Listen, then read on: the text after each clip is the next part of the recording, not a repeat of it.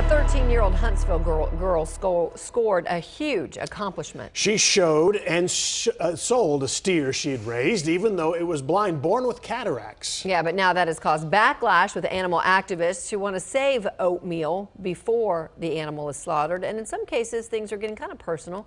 Fox 4's Brandon Todd spoke with the girl's father and joins us now from our Fort Worth newsroom. Brandon.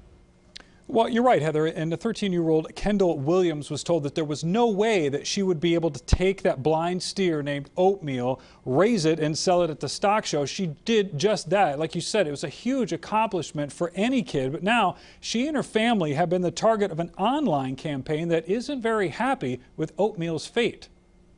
We believe that we did the right thing. We are proud of our daughter for what she accomplished. Lyle Williams, speaking to me via FaceTime from his Huntsville ranch, says his daughter Kendall did what hundreds of other girls and boys across the state do: raise an animal and take it to be judged and sold at the Fort Worth Stock Show.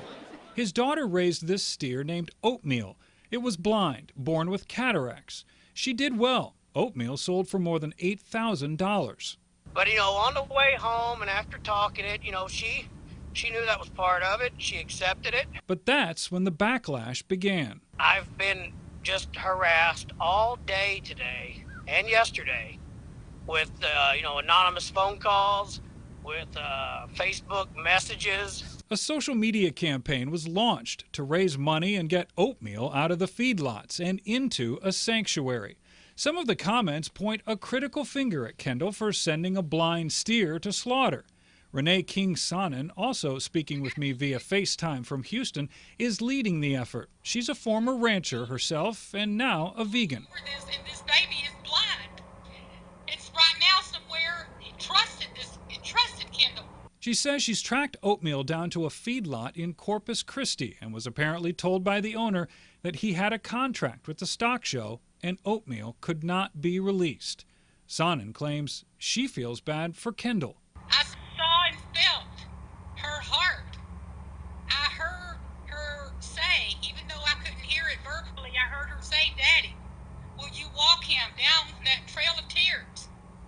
I heard that in my mind. Kendall's dad thinks the animal activists are way out of line. If the people that are wanting to save him are the same people saying the nasty stuff about me and my family, especially my daughter, I'm not real sure if those are the kind of people that I would want to have her steer.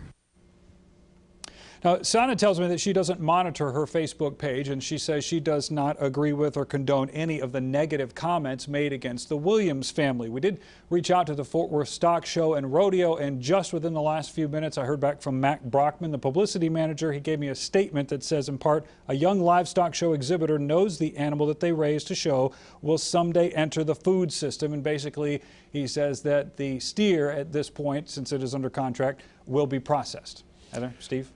All right, Brandon, I have a feeling the viewer's voice is going to get hit about this story, and I welcome that. You guys know how to take care of that. Go ahead and call. But Brandon, you're in Fort Worth, Cowtown, Fort Worth Stock Show. Isn't this how just generally the livestock system always works, right? Yeah, I mean, it's hard not to get kind of almost a smirk or something from someone here that knows about this system, especially with the rich history of Fort Worth. And even Sonnet admitted that. She understands the food chain. But her biggest concern was that the steer was blind. Now, the father says he understands her concerns, but says Oatmeal worked well with verbal commands, but he actually didn't want to be petted at all through the entire time that he was being raised. So he says the biggest thing for him was the comments, and he could do without those. Steve? Yep. All right. Brandon Todd, thank you.